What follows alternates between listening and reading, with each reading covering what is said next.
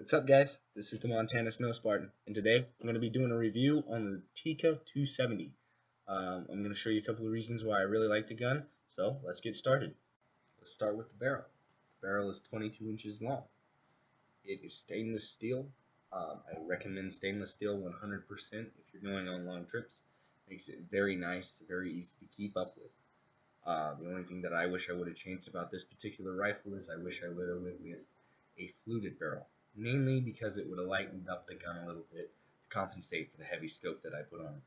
But other than that, it's not a diss towards the gun because it was my call. I don't recommend stand-up shots, but that is one reason I do like this shorter barrel. It makes the gun very easy to handle, and it makes the shot placement even more accurate.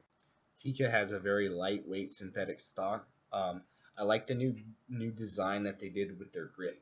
I don't know exactly how to explain it, but it's not like your usual Ruger grips. It's not very easy to see right there. That's a little better.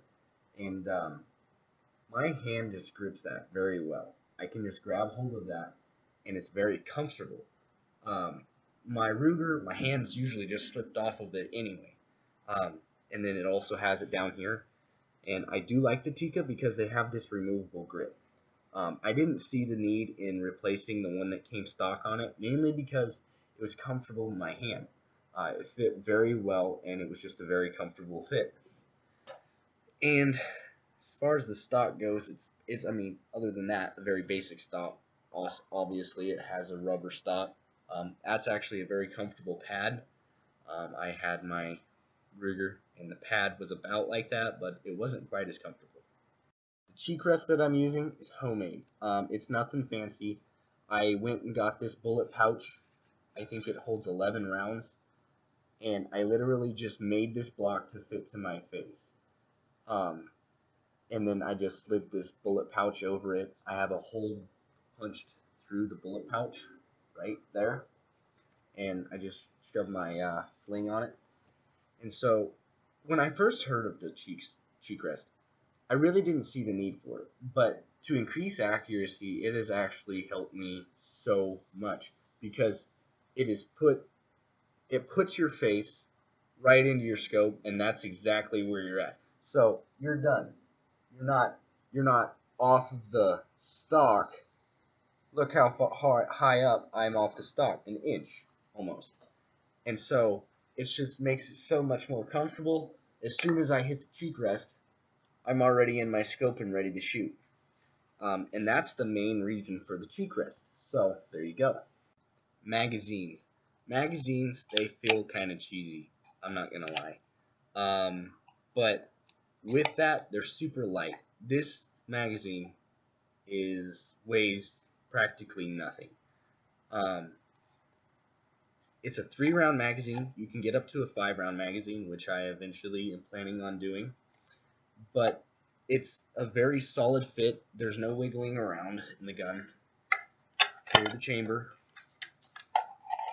It fits solid. It's a solid snug fit. It does not move. And this release right here, I don't know. I'm kind of skeptical about it because it's not metal. It is plastic, but it's not accessible. Like I did my review on the Savage 17. It has a big little tab that you can hit and bump on everything. This is actually recessed into the magwell. Well, not the magwell, but just in front of it. And it's not accessible. There's a lot of stuff to hit. And I believe that magazines are only like 15 to 20 bucks. So they're not super expensive if you do happen to break one, which could be possible with how plastic you are. I feel like if you sat on this magazine, it would break. But other than that, I mean, the magazine looks well built. It's not. There's no flaws in it. It works well. I've never had any trouble with the mag other than the fact that I feel like it's kind of cheesy. As far as the bolt goes, it's really easy to remove. You can pull your bolt out. There's a little black tab right here. You just push that tab, and your bolt will drop out. So push the tab, drop the bolt out, super easy.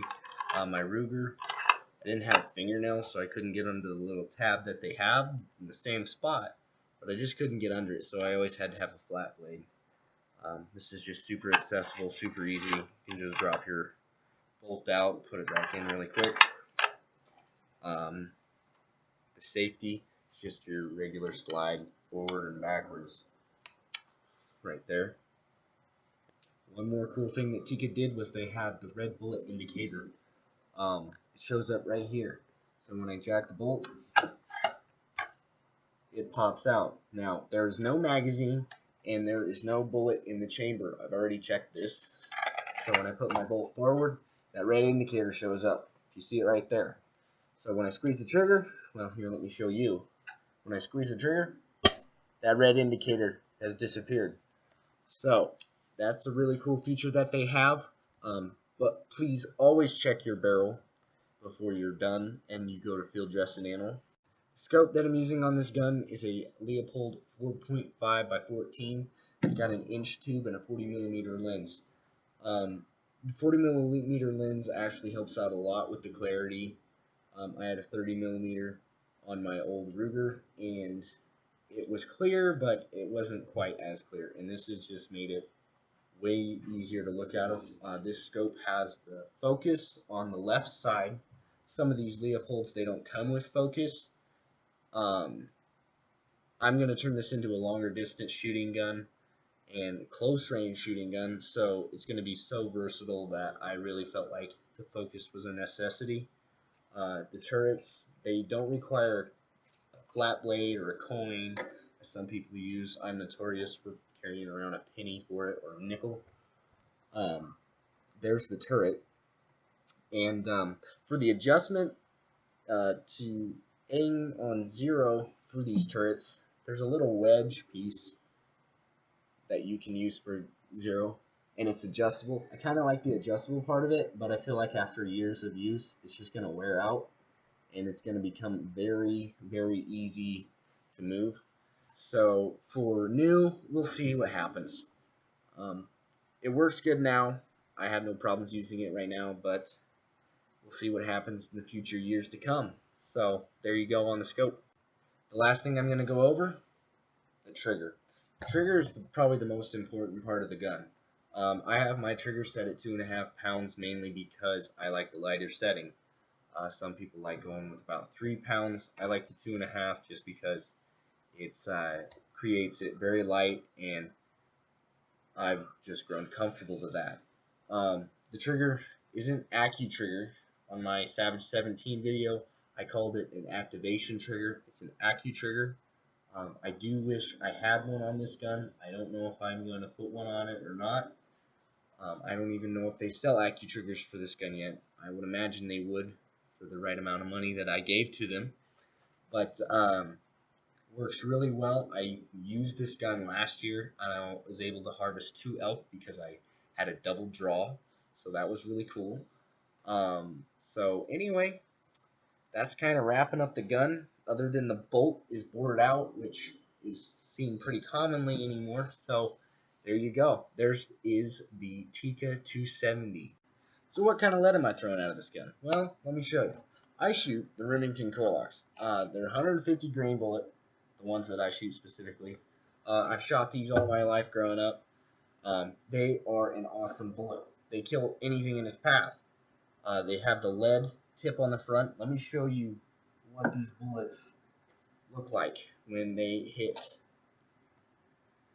That right there is exactly what they look like when they come out of an animal. I've shot elk at 450 yards, and it's had no trouble penetrating. I would feel comfortable up to 500 yards, maybe even 6, but at that distance, I would probably up the powder size a little bit. But like I said, this is just a really good bullet. It's just always performed. I don't think I've ever had a bullet that's come out of the box and it's not been what it's supposed to be. So, Remington, these boxes, this ammunition, I'm sure you've seen it yourself. It's everywhere. I buy it at Walmart. I buy it at Cabela's. I buy it at Bob Ward's, is a popular store around here.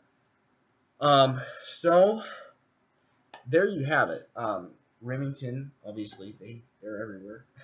So that's the bullet I'm shooting, and I hope you guys liked the video.